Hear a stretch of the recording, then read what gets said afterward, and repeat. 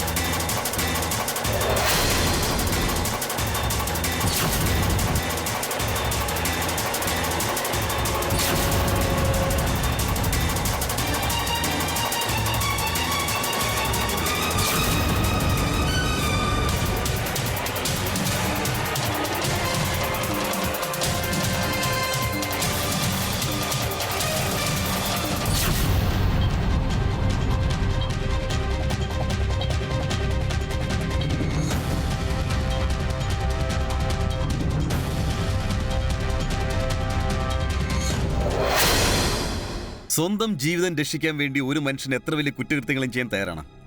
പക്ഷെ അവൻ സ്വന്തം ജീവന് ശത്രുവായി മാറിയാൽ അവന്റെ ആ തീരുമാനത്തിന് കാരണം ഒരു നിസ്സാര കാര്യമായിരിക്കില്ല. അപ്പോൾ ആരാണ് ആ ലേഡി? അവരെന്തിനാണ് ആത്മഹത്യ ചെയ്യാൻ തയ്യാറായത്? ഒരു പ്രേമത്തിൽ തോറ്റുപോയ ഒരു പെണ്ണിന്റെ തീരുമാനമായിരുന്നോ ഇത്? അതോ ഒരു വലിയ ചതിയുടെ തുടക്കമോ? ഇത്തരം ചോദ്യങ്ങൾക്കുള്ള ഉത്തരമാണ് നമ്മൾ ഈ കഥയിൽ കാണാൻ പോകുന്നത്. പഞ്ചാബിലെ ഒരു സിറ്റി, അമൃത്സർ. നമസ്കാരം, ഞാൻ ഗിരീഷ് ജെയിൻ. ക്രൈം അലർട്ടിന്റെ ഈ എപ്പിസോഡിലേക്ക് നിങ്ങൾക്ക് എല്ലാവർക്കും സ്വാഗതം.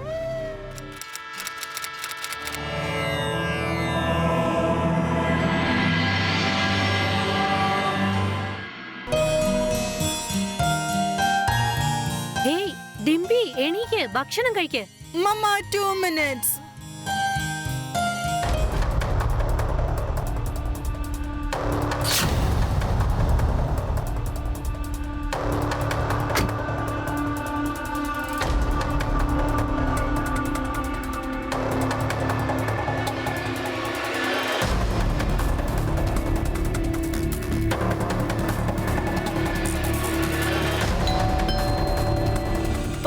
വന്നിട്ടുണ്ട്.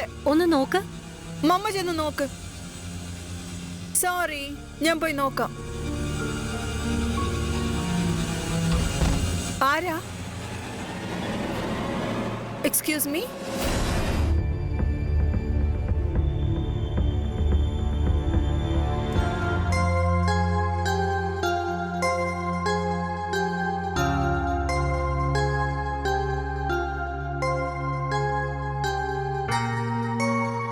അല്ല, നീ നാളെ വരുന്നല്ലേ പറഞ്ഞത്? അതെ. പിന്നൊന്ന് ചിന്തിച്ചപ്പോ സർപ്രൈസ് ആയിക്കോട്ടെ. മമ്മ ഇത് കരണാണ്, നമ്മുടെ ജലന്ധറിലുള്ള അമ്മായില്ലേ, അവരുടെ മോളുടെ ഭർത്താവിന്റെ അനിയനാ. ഇവിടെ നമ്മുടെ കടകളിൽ സഹായിക്കും, പിന്നീട് സ്വന്തം കട തുടങ്ങും. അല്ല, പുറത്തെന്താ ഇങ്ങനെ നിൽക്കുന്നത്? വരൂ, അകത്തേക്ക് വരൂ.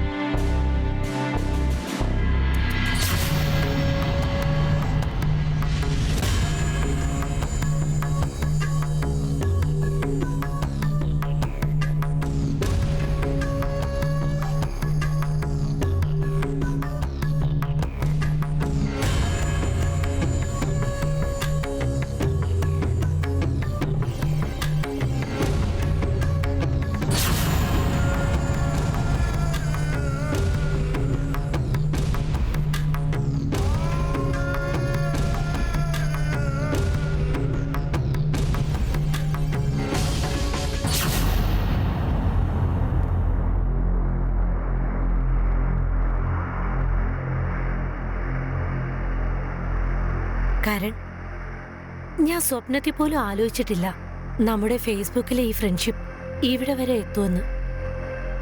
അതിപ്പോ ഞാനും ചിന്തിച്ചിട്ടില്ല നീ ഫേസ്ബുക്കിൽ ഇട്ട് വെച്ചേക്കുന്നത് 10 വർഷം മുമ്പുള്ള ഫോട്ടോയാണെന്ന്. അങ്ങനെയാണോ? എന്നാ പൊയ്ക്കോ, ഏതെങ്കിലും ചെറുപ്പക്കാരി പെണ്ണിനെ നോക്ക്. പെണങ്ങല്ലേ മോളൂ, ഞാൻ ഒരു തമാശ പറഞ്ഞല്ലേ. എന്തായാലും നീ ഇത്രയും സുന്ദരിയല്ലേ, നിന്നെ കണ്ട താമരപ്പൂ പോലെ നാണിച്ചു പോവും. അതെ, പക്ഷേ കരൺ, അത് നമുക്കിങ്ങനെ വീണ്ടും വീണ്ടും കാണാൻ പറ്റില്ല. ഞാൻ പറഞ്ഞെന്തെന്ന് വെച്ചാ, കുട്ടികൾ സ്കൂളിൽ പോയാലേ നമ്മൾ ഇനി കാണാൻ പാടുള്ളൂ. ഓക്കെ അല്ലേ? പക്ഷെ എന്ന് വരെ ഒളിച്ചൊളിച്ചിങ്ങനെ കാണും. അത് കുറച്ച് ദിവസം കൂടി, പിന്നെ ഞാൻ എല്ലാം ശരിയാക്കാം. അതുവരെ ഒന്ന് ക്ഷമിക്ക്. പറഞ്ഞാ ക്ഷമിച്ചല്ലേ പറ്റൂ.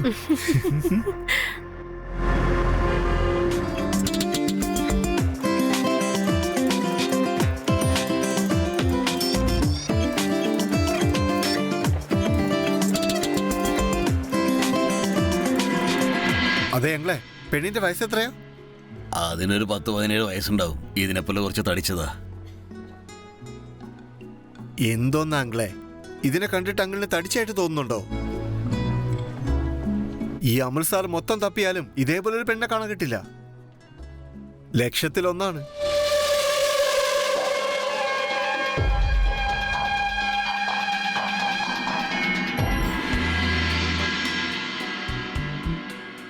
ആദ്യം കണ്ടപ്പോ തന്നെ എനിക്ക് അവനോട് പ്രണയം തോന്നിയിരുന്നു. പക്ഷെ ഞാനത് ആരോടും പറയാതെ മറച്ചുവെച്ചു. വളരെ വ്യത്യസ്തമായ ഒരു ഫീലിംഗ് ആയിരുന്നു അത്.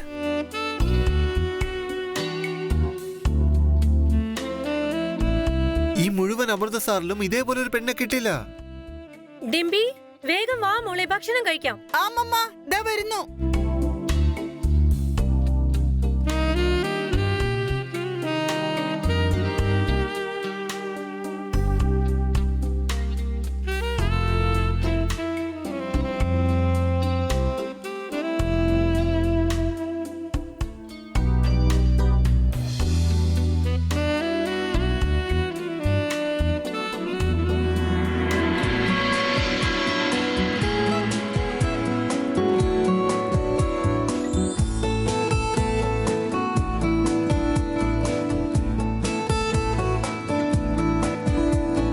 ഫുഡ് എങ്ങനെയുണ്ട്? ദാ പുതിന ചട്നി. എനിക്ക് വേണ്ട. വേണ്ടേ?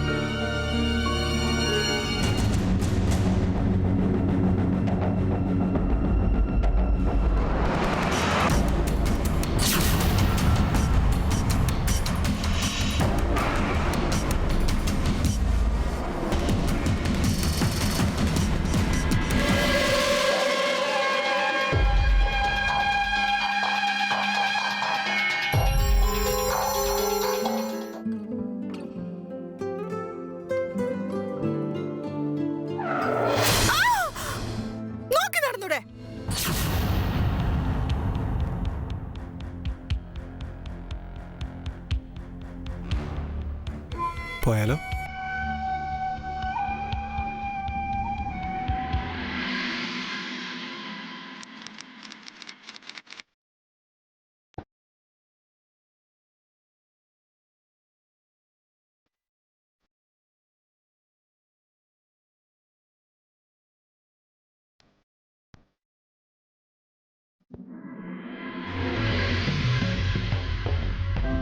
ഞാനിന്ന് ഭയങ്കര സന്തോഷത്തില. നിനക്കറിയോ, 3 വർഷം മുമ്പ് അച്ഛൻ മരിച്ചതിന് ശേഷം വല്ലാത്തൊരു ഒറ്റപ്പെടലായിരുന്നു എനിക്ക്. പപ്പ പോയതിനു ശേഷം മനസ്സിനൊരു സമാധാനം ഉണ്ടായിരുന്നില്ല. അതായത് നിങ്ങൾക്ക് വേറെ ആരുമില്ലേ? അങ്ങനെയല്ല, മുത്തശ്ശനും മുത്തശ്ശിയുണ്ട്. പക്ഷേ പ്രോപ്പർട്ടീസിന്റെ കാര്യത്തിൽ അവരുമായിട്ട് വഴക്കിടേണ്ടി വന്നു. ഇപ്പൊ നീ വന്നില്ലേ, ഇനി എനിക്ക് ഒരു വിഷമം ഉണ്ടാവില്ല. അമ്മയ്ക്കും ഭയങ്കര സന്തോഷ. നീ എന്നും എന്റെ ജീവിതത്തിൽ ഇതുപോലെ കൂടെ ഉണ്ടാവില്ലോ അല്ലേ? അതിലെന്താ സംശയം? അതിനു വേണ്ടിയല്ലേ ഞാൻ വന്നത്. എന്നുവെച്ചാ? അതൊന്നുമില്ല, നീ ഒരു ചക്കരയാന്ന്. നിന്നെ വിട്ടിട്ട് എവിടെ പോനാ? സത്യാണോ? സത്യാണ്.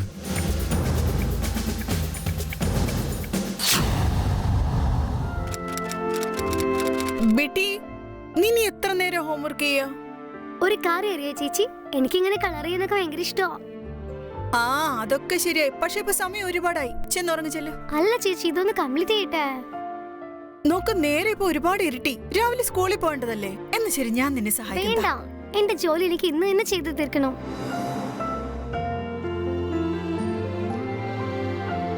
നീ ഉറങ്ങുന്നില്ലേ? എന്നാ ശരി.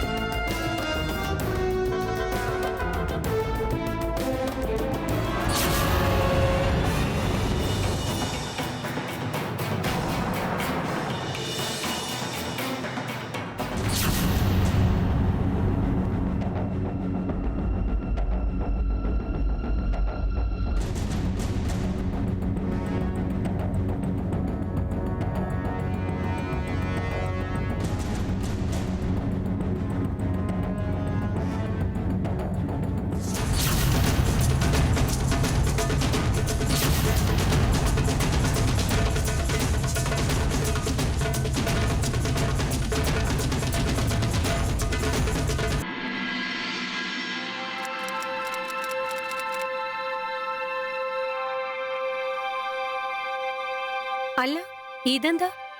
നീ ഇതുവരെ ചായ കുടിച്ചില്ലേ?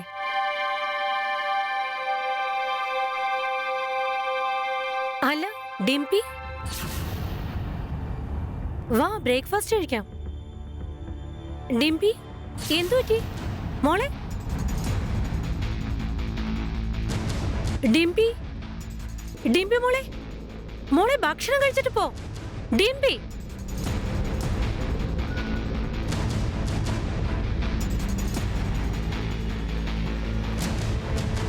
അവക്കിത് എന്താ പറ്റിയേ?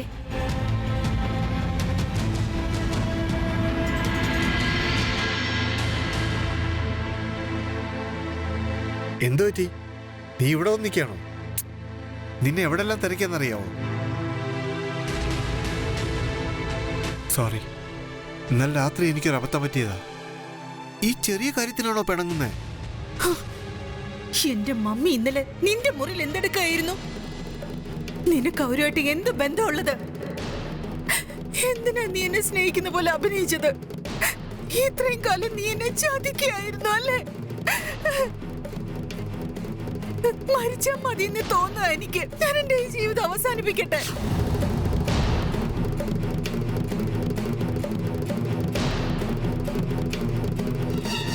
നീയല്ല മരിക്കേണ്ടത്, ഞാനാ മരിക്കേണ്ടത്. എന്നെ പോലൊരു ചതിയന് ജീവിക്കാൻ ഒരവകാശവും ഇല്ല. എന്റെ അവസ്ഥയെ മുതലെടുക്കായിരുന്നു നിന്റെ മമ്മി. അങ്ങനെ ഒരു അവസ്ഥ വന്നപ്പോ ഞാൻ ഇവിടുന്ന് പോകണമായിരുന്നു.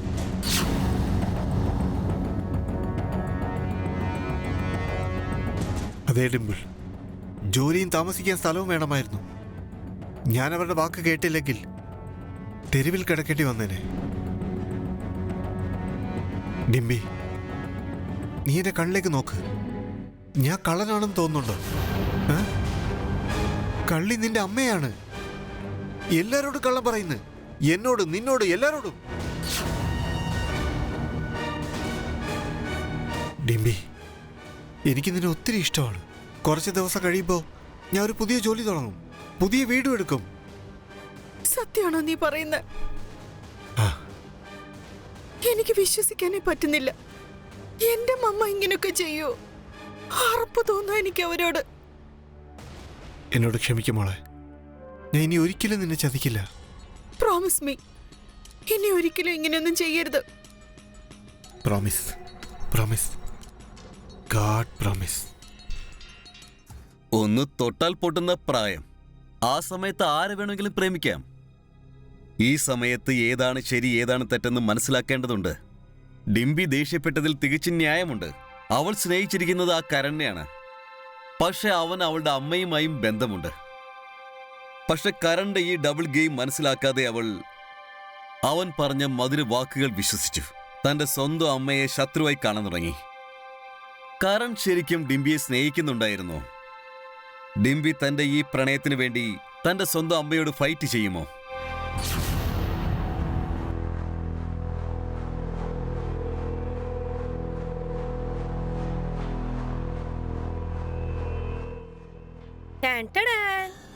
നല്ല തണുത്ത ഐസ്ക്രീം. ഐസ്ക്രീം വീട്ടിലുണ്ടാക്കിയ ഐസ്ക്രീമാ, നല്ല അടിപൊളിയാ. വേണ്ട. അതെ, ഒന്ന് കഴിച്ചു നോക്കിക്കൂടെ? നല്ല രുചിയുണ്ട്.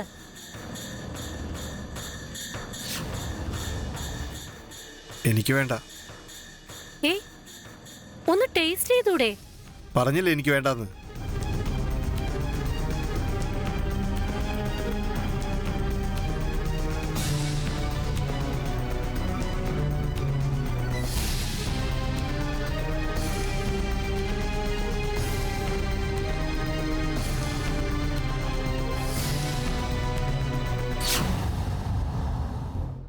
ദേ നോക്ക്, നീ ചിന്തിക്കുന്ന പോലെ യാതൊന്നും ഇവിടെയില്ല. ആണോ? ഈയിടെയായിട്ട് നിന്റെ ശ്രദ്ധ എവിടെയാന്ന് എനിക്കറിയില്ല. എന്നോടൊപ്പം ചെലവഴിക്കേണ്ട സമയത്തൊക്കെ നീ എവിടേക്കാ പോകുന്നത്? ഞാൻ ഒരു ചെറുപ്പക്കാരനല്ലേ, പകല് മൊത്തം വീട്ടിൽ ഇരിക്കാൻ പറ്റൂ? ഓ, അപ്പൊ അതാണ് കാര്യം. നിന്റെ ഈ തിളയ്ക്കുന്ന യൗവനത്തിന് എന്നെ ബോറടിച്ച് കാണും. നീ ഇപ്പോ എന്നിൽ ഹാപ്പി അല്ല അല്ലേ? അതുകൊണ്ടല്ലേ ഇപ്പൊ പുറത്ത് ചുറ്റി നടക്കുന്നത്? ചക്കര, ഞാൻ പറഞ്ഞതിന്റെ അർത്ഥം അതല്ല. ഞാൻ പറയുന്നത് നീ ശ്രദ്ധിച്ചു കേട്ടോ. എന്നെ പറ്റിച്ചിട്ട് നിനക്കങ്ങനെ വിലസാന്ന് കരുതണ്ട. അത് വീട്ടിലായാലും പുറത്തായാലും. അത് ഞാൻ നിന്നെ എന്തിനാ ചതിക്കുന്നേ? എനിക്ക് നിന്നെ ഒത്തിരി ഇഷ്ടമാണ്. അത് നീ എന്നെ സംശയിക്കുമ്പോ എനിക്ക് ഒത്തിരി വിഷമാവുന്നുണ്ട് കേട്ടോ. എനിക്ക് നിന്നെ ഒത്തിരി ഇഷ്ടമാണ്. സത്യ, ഐ ലവ് യു.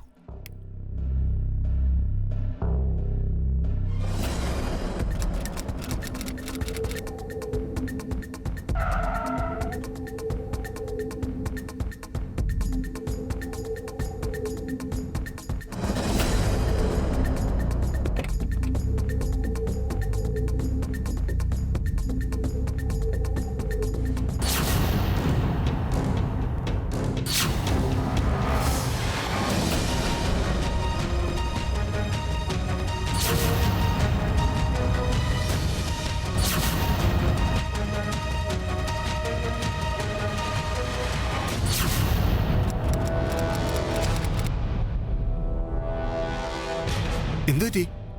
എന്റെ കാലൊളുക്കി പോയി. കാണിച്ചേ.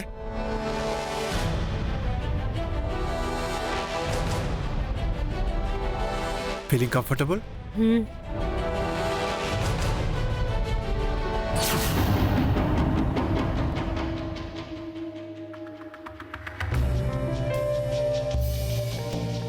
എവിടെ പോയതാ? ഞാനോ? ഡോക്ടറെ കാണാൻ പോയി. എന്നിട്ട് ഡോക്ടർ കണ്ടോ? അത് ചുമ വന്നപ്പോ അത് പരിശോധിച്ചിട്ട് അതിന്റെ മരുന്നൊക്കെ തന്നായിരുന്നു. ഇതെന്ത് കളിയാണ്? ഡിംബിയുടെ കൂടെ എവിടെയാ പോയത്? അത് പറഞ്ഞാ മതി. ഡിംബി? ഡിംബിയുടെ കൂടെ ഞാൻ എവിടെ പോകാനാ? നോക്ക്, വെറുതെ എന്നെ പറഞ്ഞു പറ്റിക്കണ്ട. നമ്മൾ തമ്മിലുള്ള ബന്ധമുണ്ടല്ലോ, അത് വെച്ച് നോക്കുമ്പോ ഡിംബി ആയിട്ട് എന്താ നിനക്ക് ബന്ധം എന്ന് ആലോചിച്ച് നോക്ക്. അതെല്ലാം മനസ്സിലായിട്ട് പോലും നീ ഇത്ര ചീപ്പായി തരം താഴ്ന്നു പോയിരിക്കുകയാണോ? ദേ നോക്ക്, അവളാ എന്റെ അടുത്ത് വന്നത്. അവളായിട്ട് നിന്റെ അടുത്ത് വന്നതായിരുന്നെങ്കിൽ നീ അവളെ മനസ്സിലാക്കിക്കണായിരുന്നു. അവള് കുട്ടിയാണ്. വേറെ വഴിയില്ലായിരുന്നു. വഴിയില്ലായിരുന്നോ? ആ, അവക്ക് നമ്മളെ സംശയമുണ്ട്. ഞാൻ അവളെ കണ്ടത് അവളുടെ സംശയം മാറ്റാൻ വേണ്ടി മാത്രമായിരുന്നു. പക്ഷെ അവക്ക് എന്റെ കൂടെ ജീവിക്കണം, എന്റെ കൂടെ. എന്താ പ്രശ്നം മമ്മി? മമ്മി എന്തിനാ അച്ഛനുമായിട്ട് വഴക്കിടുന്നേ? അത് ഒന്നുമില്ല മോളെ. ഞങ്ങള്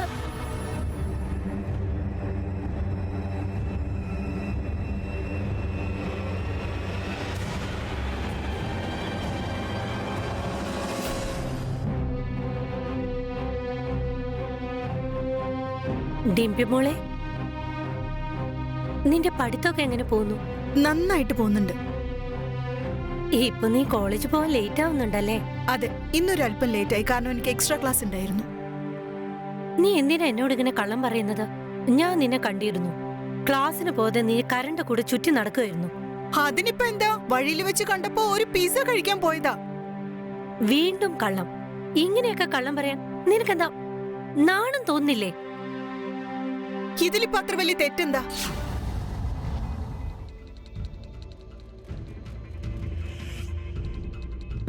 നോക്ക് മോളെ, നീ ഇപ്പൊ പോകാൻ ആഗ്രഹിക്കുന്ന വഴിയുണ്ടല്ലോ, അത് നിനക്ക് ഒട്ടും നല്ലതല്ല.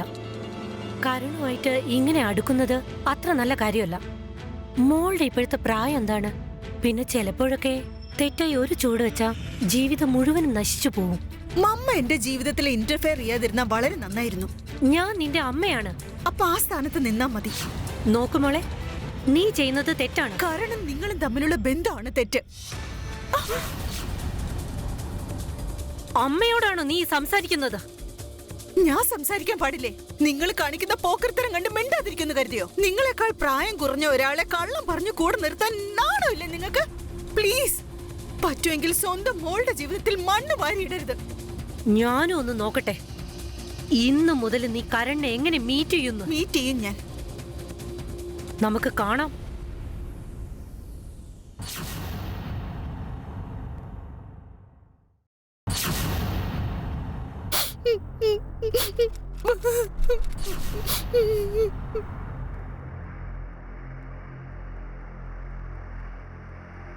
ചേച്ചി ഇത് കണ്ടോ? ഇത് കാണാൻ നല്ല രസമുണ്ട്. എന്തിനാ ഈ ഡ്രസ്സൊക്കെ ഇങ്ങനെ വലിച്ചെറിയുന്നത്? ചേച്ചി, ചേച്ചി എന്താ ചെയ്യുന്നേ? ചേച്ചി നിങ്ങൾ എന്താ ചെയ്യുന്നേ? വാതിൽ തുറക്ക് ചേച്ചി, വാതിൽ തുറക്ക്. അമ്മേ നോക്കൂ, ചേച്ചി വാതിൽ തുറക്കുന്നില്ല. ചേച്ചി, ചേച്ചി ഒന്ന് വാതിൽ തുറക്ക്. എന്തു പറ്റി മോളെ? ചേച്ചി വാതിൽ തുറക്കുന്നില്ല. അതെന്താ? അറിയില്ല, കബഡിനൊക്കെ ഒരു തുണിയൊക്കെ എടുത്തിട്ട് എന്താ ചെയ്യുന്നതെന്ന് അറിയില്ല. ഡിംബി, ചേച്ചി, ഡിംബി വാതിൽ തുറക്ക്. ചേച്ചി, കരൺ, ചേച്ചി, കരൺ. എന്തുപറ്റി? നോക്ക് കരൺ, ഡിംബി വാതിൽ തുറക്കുന്നില്ല. ഡിംബി, ഡിംബി, ഡിംബി,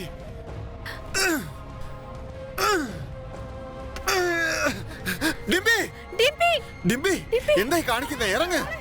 നീ എന്തായി ചെയ്തത്? എന്ത് ബുദ്ധിമോശമാ നീ കാണിക്കുന്നത്? മോളെ, നിക്ക്. നീ ഇതെന്താ ചെയ്യാൻ പോയത് മോളെ? അതിന് നിങ്ങൾക്ക് ഇപ്പൊ എന്താ?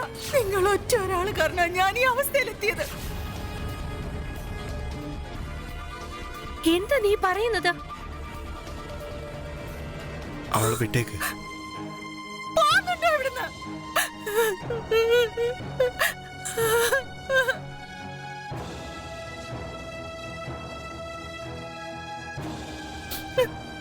നീ എന്തായി ചെയ്തത്?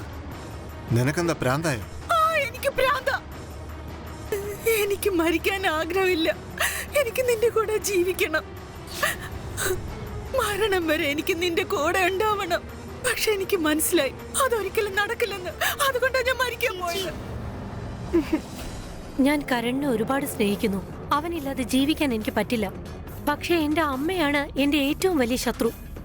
അമ്മ അവരുടെ മകളുടെ കാമുകനെ തട്ടിയെടുക്കാൻ ശ്രമിക്കുന്നു. അവരുടെ സന്തോഷങ്ങളെ തട്ടിപ്പറിക്കുന്നു. കരൺ, എനിക്ക് മനസ്സിലാവുന്നില്ല ഞാൻ എന്താ ചെയ്യാന്ന്. അവൾക്ക് എന്തെങ്കിലും പറ്റിയിട്ട് പിന്നെ ഈ കത്ത് പോലീസിന്റെ കയ്യിൽ എത്തിപ്പെട്ടാ പിന്നെ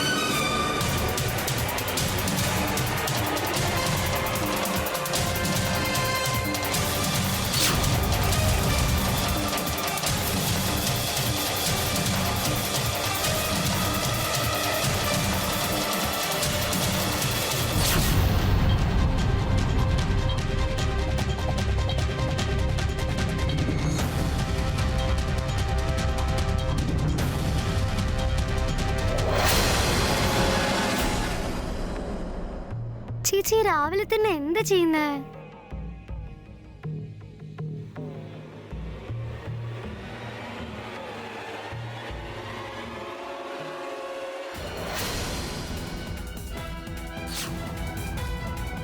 അമ്മ ഒന്ന് വേഗം വാ. മണ്ടി പെണ്ണെ, നീ ഇതെന്താ ചെയ്തത്? നോക്ക് നോക്ക് മോളെ, ഇനി നീ എന്താണോ പറയുന്നത് അതേ ഇവിടെ നടക്കൂ. ഞാൻ കൈകൂപ്പി നിന്നോട് പറയാ, ഞാൻ നിന്റെ അമ്മയാണ്. ഇനി നീ പറയുന്നത് മാത്രം ഇവിടെ നടക്കും മോളെ.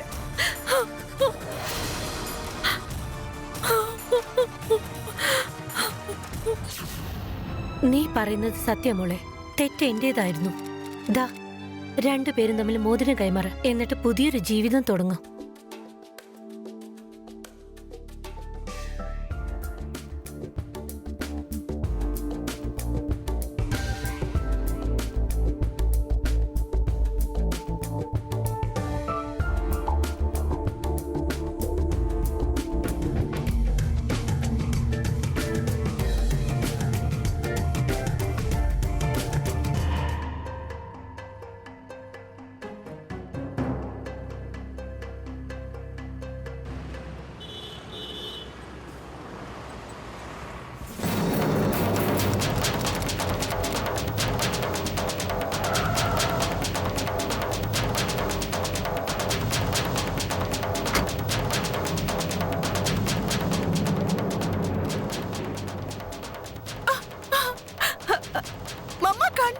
ഞാനിന്ന് കരണിനെ 4 വട്ടം തോൽപ്പിച്ചു.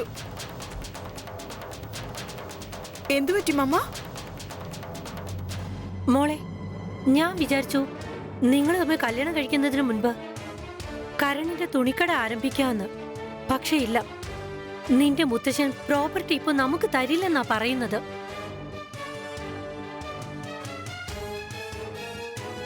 ഇനി ഇപ്പോ കല്യാണത്തിന് എന്തൊക്കെ ചെലവുകളുണ്ട്, കയ്യിൽ കാശില്ല. കാര്യങ്ങളൊക്കെ ഞാൻ എങ്ങനെ ചെയ്യും? മമ്മ, നമുക്ക് പോലീസിന്റെ അടുത്ത് പോയി പറയാം. വേണ്ട മോളെ, കോർട്ടിലൊക്കെ പോയ പ്രോപ്പർട്ടി കേസിന് ഒരുപാട് കാലങ്ങൾ എടുക്കും. അപ്പൊ നമുക്ക് വേറെ ഒരു വഴിയില്ലെന്നാ പറയുന്നേ? മോളെ, ഒരു വഴിയുണ്ട്. നിനക്ക് എന്നെ സഹായിക്കാൻ പറ്റും. എന്താ മമ്മ ചെയ്യണ്ടേ? മമ്മ എന്ത് പറഞ്ഞാലും ഞാൻ അതുപോലെ തന്നെ ചെയ്യാം. പറഞ്ഞാൽ മാത്രം മതി.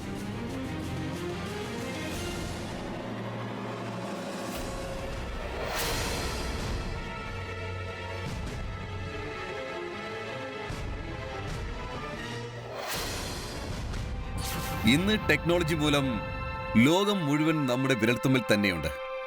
അത് നല്ലതായാലും ചീത്തയായാലും നമുക്ക് ലഭ്യമാണ്. സർക്കാരിന്റെ കണക്കുകൾ പ്രകാരം ഭാരതത്തിൽ നെറ്റ്വർക്കിംഗ് മുഖേന നടക്കുന്ന കുറ്റകൃത്യങ്ങൾ കഴിഞ്ഞ 3 വർഷങ്ങൾക്കുള്ളിൽ 300% വർദ്ധിച്ചിരിക്കുന്നു.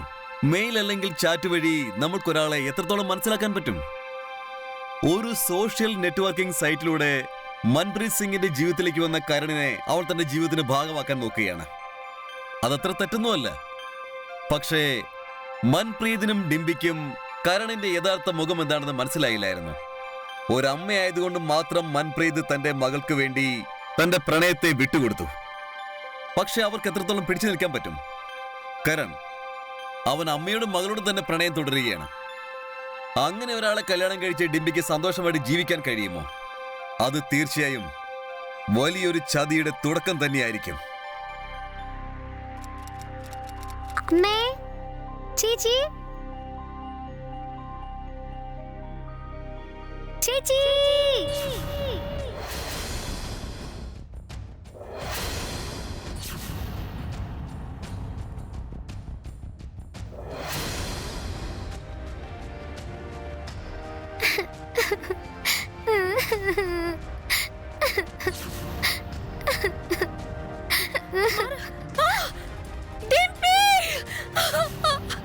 ഡിംപി, മോളെ, അയ്യോ, എന്താ പറ്റിയത്?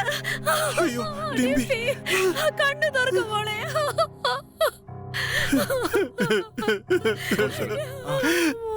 Yes sir. ആംബുലൻസിന് ഫോൺ ചെയ്ത് ബോഡി പോസ്റ്റ്മോർട്ടം അയച്ചേക്കെ. വിളിക്കാം സാർ.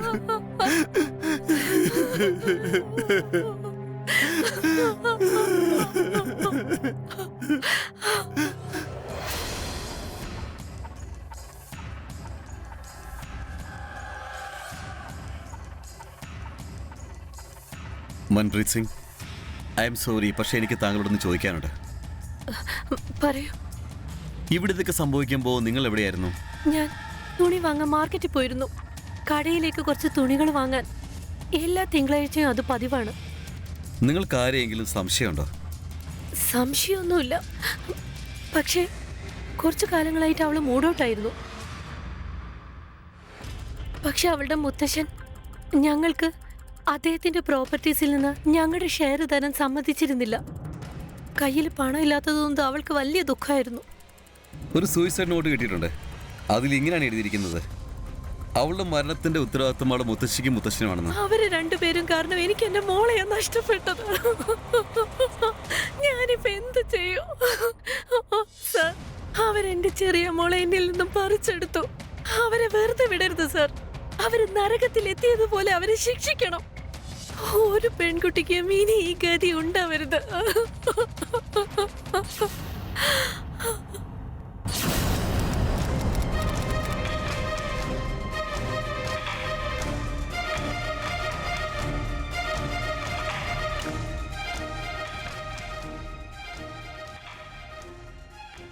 ബൽദേവ് സിംഗ് ചോപ്ര നിങ്ങളാണോ? അതെല്ലോ. നിങ്ങൾ ഞങ്ങളുടെ സ്റ്റേഷനിൽ വരണം. അതിനിപ്പോ എന്തുണ്ടായി? അതൊക്കെ നമുക്ക് സ്റ്റേഷനിൽ വന്നിട്ട് പറയാം. വരൂ. ഇൻസ്പെക്ടർ സാറേ, കാര്യം എന്താണെന്ന് പറയാം. എന്റെ ആരോഗ്യം അത്ര നന്നല്ല. നിങ്ങൾക്ക് എന്തെങ്കിലും പറയാനുണ്ടെങ്കിൽ അത് സ്റ്റേഷനിൽ വന്നിട്ട് പറയാം. കേട്ടല്ലോ? വരൂ.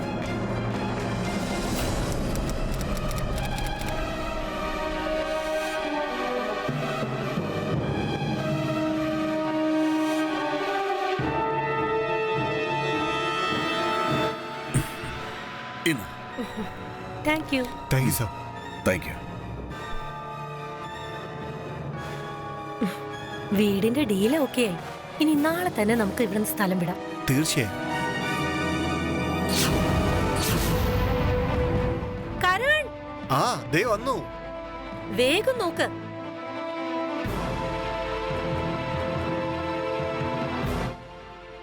അമ്മേ, നമ്മൾ എങ്ങോട്ടേക്കാ പോകുന്നത്? പറയാം മോളെ, വേഗം വാ. നമ്മളിപ്പോ എങ്ങോട്ടേക്കാ ഞാൻ പോകുന്നത്? പറയാം. ചേട്ടാ, ഞങ്ങളുടെ പുറകെ വന്നോളൂ.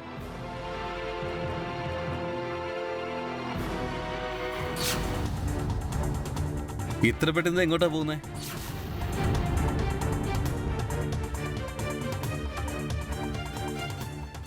എന്താ സാർ, എന്തു പറ്റി? എന്താ ഇത്ര ധൃതി? സമാധാനപ്പെട്.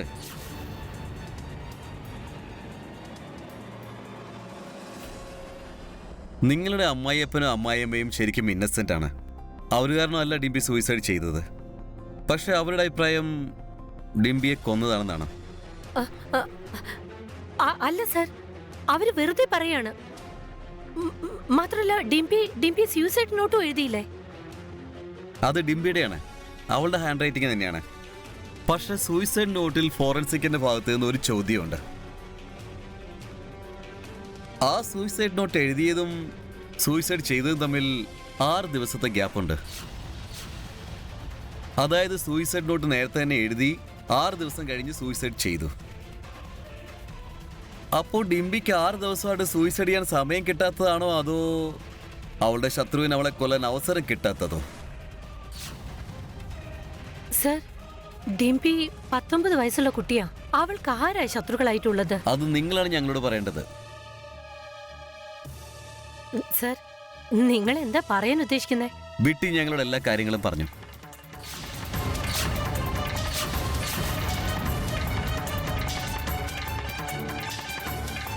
ഹലോ ഹലോ ഇൻസ്പെക്ടർ അങ്കിൾ, എനിക്ക് നിങ്ങളോടൊരു കാര്യം പറയാനുണ്ട്. എനിക്കിപ്പോ തോന്നുന്നത് എന്റെ ഡിംബി ചേച്ചിയെ കരൺ ചേട്ടനും എന്റെ അമ്മയും കൂടി ചേർന്നായിരിക്കും കൊന്നത്. അവരെ വീട് വിറ്റു കഴിഞ്ഞു. എങ്ങോട്ടേക്ക് ഓടിപ്പോവാനുള്ള പ്ലാനിങ്ങിലാണ്. അത് ശരി. നോക്കുമോളെ, മോൾ ഒരു കാരണവശാലും എന്നോട് പറഞ്ഞ കാര്യം ആരോടും പറയരുത്. ഓക്കെ? Okay uncle. ആ ശരി, ഞാൻ വരാം. നിങ്ങളും ഡിംബിയും തമ്മിൽ എപ്പോഴും വഴക്കുണ്ടാകാറുണ്ടായിരുന്നു. ഈ കാരണം കൊണ്ട് തന്നെ മുൻപൊരിക്കൽ ഡിംബി ആത്മഹത്യ ചെയ്യാൻ ശ്രമിച്ചതുമാണ്. സർ, അമ്മയും മോളും ഒക്കെ ആവുമ്പോ അങ്ങനെ ഇടയ്ക്കിടയ്ക്ക് വഴക്കുണ്ടാകല്ലേ? അത് വിചാരിച്ച് ഒരു അമ്മ എങ്ങനെയാ മകളെ കൊല്ലുക? ശരി, ഒരു കാര്യം പറയൂ. ഡിംബിയുടെ കയ്യിൽ കെ എന്ന് എഴുതിയിട്ടുണ്ടായിരുന്നല്ലോ, അതെന്താണ് സംഭവം? കെ എന്ന് പറഞ്ഞ സർ, കെ അത് കരണിന്റെ പേര് ആയിരിക്കില്ലേ? പിന്നെ കരൺ അവളെ കല്യാണം കഴിക്കാൻ പോവായിരുന്നു. പക്ഷെ കരണിന്റെ പേരും പറഞ്ഞ് നിങ്ങൾ രണ്ടുപേരുടെ ഇടയിൽ എപ്പോഴും വഴക്കുണ്ടാകാറുണ്ടായിരുന്നു. നിങ്ങള് എന്തൊക്കെയായി പറയുന്നത്? ഇത് ഞാനല്ല, ഡിംബിയുടെ ഡയറിയിൽ വളരെ വ്യക്തമായിട്ട് എഴുതിയിട്ടുണ്ട് അവളുടെ സന്തോഷത്തിന്റെ ഏറ്റവും വലിയ ശത്രു അവളുടെ അമ്മയാണെന്ന്. ഇല്ല സർ, ഇത് കള്ളമാണ്. ഇത് നിങ്ങൾ പറഞ്ഞതൊക്കെ കള്ളമാണോ എന്ന് ഞാൻ പ്രൂവ് ചെയ്യാം. ഈ ചാറ്റിംഗ് ഇത് കള്ളമാണോ? ഈ ചാറ്റിംഗ് നിങ്ങളും കരണം കൂടി നടത്തിയതാണ്. പക്ഷെ ഇവിടം വരെയെല്ലാം ഓക്കെയാണ്. പക്ഷെ യഥാർത്ഥ പ്രശ്നം തുടങ്ങുന്നത് അമ്മ സ്നേഹിക്കുന്ന ആളെ തന്നെ മകളും സ്നേഹിക്കാൻ തുടങ്ങിയപ്പോഴാണ്. അതറിഞ്ഞപ്പോൾ അമ്മയുടെ ദേഷ്യം കത്തി പടരാൻ തുടങ്ങി. അമ്മ അവളുടെ ശത്രുവായി മാറി. പക്ഷേ ഒരു അമ്മയ്ക്ക് ഒരിക്കലും സ്വന്തം മകളെ കൊല്ലാൻ കഴിയില്ല. അതുകൊണ്ട് അത് ചെയ്തത് ഇവനാണ്. നിനക്ക് തൂക്കുകയർ ഉറപ്പാ. നീ എന്താണ് ചെയ്തത്? ഞാനൊന്നും ചെയ്തില്ല സാറേ. ഇതെല്ലാം ഇവരുടെ ഐഡിയ ആണ്. ഞാൻ വെറുതെ കൂടെ നിന്നേ ഉള്ളൂ. സത്യമല്ല, ഞാൻ പറയാം. ഇവരാണ് ഡിമ്മിയെ മുത്തശ്ശനെതിരായിട്ട് തിരിച്ചത്. മതി, ബാക്കി കഥയൊക്കെ ഇവര് പറഞ്ഞോളും. അപ്പോ മൻപ്രീത് സിംഗ്, നിങ്ങൾ ഇതിപ്പോ പറയുന്നു അതോ കോടതിയിൽ പറയുന്നു? ഞാൻ ഡിംപിയോട് ഒരു കാര്യം പറഞ്ഞ് വിശ്വസിപ്പിച്ചു. അതായത് അവളുടെ കല്യാണം നടക്കണമെങ്കിൽ മുത്തശ്ശന്റെ പ്രോപ്പർട്ടി നമ്മുടെ പേരിലേക്ക് ആക്കണമെന്ന്. അതുകൊണ്ട് ഞാൻ എൻ്റെ പ്ലാനുമായി അവളുടെ അടുത്തേക്ക് പോയപ്പോൾ അവളെല്ലാം സമ്മതിച്ചു. ഇതാ പിടിച്ചു മമ്മ, ഞാൻ എഴുതി കഴിഞ്ഞു.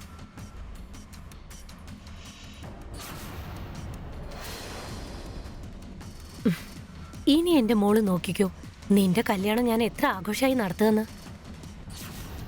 സൂയിസൈഡ് നോട്ട് കയ്യിൽ കിട്ടിയപ്പോൾ പിന്നെ ഞങ്ങൾ രണ്ടാളും കൂടി തീരുമാനിച്ചു, ഡിംപിയെ ഞങ്ങൾ കൊല്ലുന്നത് തുണിയുടെ മാർക്കറ്റ് തുറക്കുന്ന ദിവസമായിരിക്കുന്നു. കാരണം ഞങ്ങൾ വീട്ടിലില്ലെങ്കിൽ പോലീസിന് ഞങ്ങളെ സംശയം തോന്നില്ലല്ലോ. അതുകൊണ്ട് ഞങ്ങൾ 6 ദിവസം വെയിറ്റ് ചെയ്തു. അങ്ങനെ തിങ്കളാഴ്ച വന്നപ്പോൾ ഞങ്ങൾ ഞങ്ങളുടെ പ്ലാൻ നടപ്പിലാക്കി.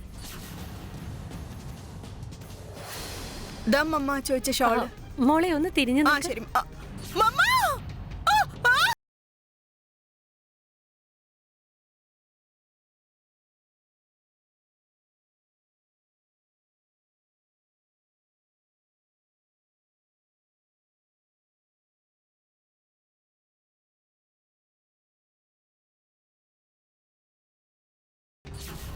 സർ, ഞാൻ പ്രണയിച്ച ആളെ കെട്ടാൻ വേണ്ടി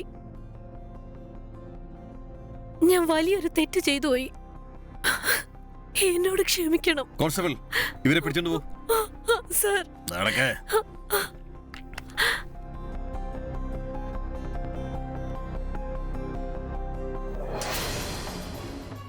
നിന്റെയൊക്കെ സുഖത്തിന് വേണ്ടിയിട്ട് പൂവ് പോലുള്ള ഒരു കൊച്ചിനെ കൊലയ്ക്ക് കൊടുത്തോ നീ?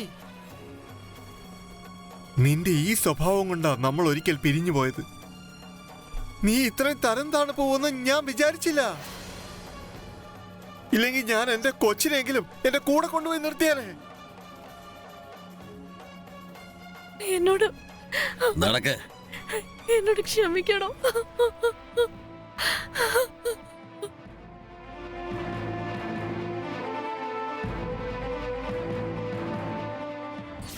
ഒരു ബന്ധമുണ്ടാക്കാൻ 100 വഴികളുണ്ടാകും. പക്ഷെ അത് തുടർന്ന് മെയിൻറ്റെയിൻ ചെയ്യുന്നതാണ് ജീവിതം. പക്ഷെ ചില ബന്ധങ്ങൾക്ക് അടിസ്ഥാനം തന്നെ ഉണ്ടാവില്ല. അത് തകരുമെന്ന് ഉറപ്പാണ്. പിന്നെ അതിന് 100,000 കള്ളങ്ങൾ കൊണ്ട് മറയ്ക്കേണ്ടതായിട്ട് വരും. മൻപ്രീത് തൻ്റെ പ്രായത്തിൽ കുറഞ്ഞ ഒരു യുവാവുമായിട്ട് ബന്ധമുണ്ടാക്കി. പക്ഷേ ഈ കാര്യം അവൾ തൻ്റെ മക്കളിൽ നിന്ന് മറച്ചുവെച്ചു. പക്ഷെ അവൾ ഒന്ന് മറന്നു, അവളുടെയും കരണിൻ്റെയും പ്രായത്തിൽ വലിയ വ്യത്യാസമുണ്ടെന്ന്. ആ നിമിഷം മുതലാണ് അവളുടെ ജീവിതത്തിലെ നാശങ്ങൾ തുടങ്ങിയത്. ഡിംബിയുടെ സ്നേഹം സത്യമായിരുന്നു. പക്ഷെ അവൾ ഒരു കാര്യം മനസ്സിലാക്കാൻ മറന്നുപോയി. അവൾ സ്നേഹിച്ച പുരുഷൻ നല്ലവനാണോ വിശ്വസ്തനാണോ എന്ന്. മിക്കപ്പോഴും ഇത്തരം ബന്ധങ്ങൾ തകർന്നു പോകാൻ കാരണം വിശ്വാസവഞ്ചനയാണ്. യെസ്, മൻപ്രീതിനും കരണിനും ഡിംബിയെ കൊണ്ട് സൂയിസൈഡ് നോട്ട് എഴുതിച്ചു എന്ന കാരണത്തിന് IPC സെക്ഷൻ 306, പിന്നെ ഡിംബിയെ വധിച്ചതിന് IPC 300, പിന്നെ 120B. അങ്ങനെ അവർക്ക് ജീവപര്യന്തം ശിക്ഷ ലഭിച്ചു. ഒരു അന്യപുരുഷനെ വിശ്വസിച്ച് അവനെ വീട്ടിലൊരാളാക്കി മാറ്റിയത് മൻപ്രീതിനെയും അവളുടെ കുടുംബത്തെയും എന്നേക്കുമായി തകർത്ത് കളഞ്ഞു. അവരുടെ സന്തോഷമായ കുടുംബജീവിതം തകർന്നു. ഇപ്പോൾ നമുക്ക് ആവശ്യം അലേർട്ട്സ് ആണ്. ആരുടെയും ചതിയിൽ വീഴാൻ പാടില്ല. നമ്മുടെ ഫീലിങ്സിനെ തെറ്റായ രീതിയിൽ ഉപയോഗിക്കാൻ പാടില്ല. അപ്പോൾ ഞാൻ ഗിരീഷ് ജെയിൻ നിങ്ങളോട് വിട പറയുന്നു. ഇനിയും ഇതുപോലെ റിയലായ കഥകളുമായി നമുക്ക് വീണ്ടും കാണാം. അതുവരെ അലേർട്ടായിരിക്കുക.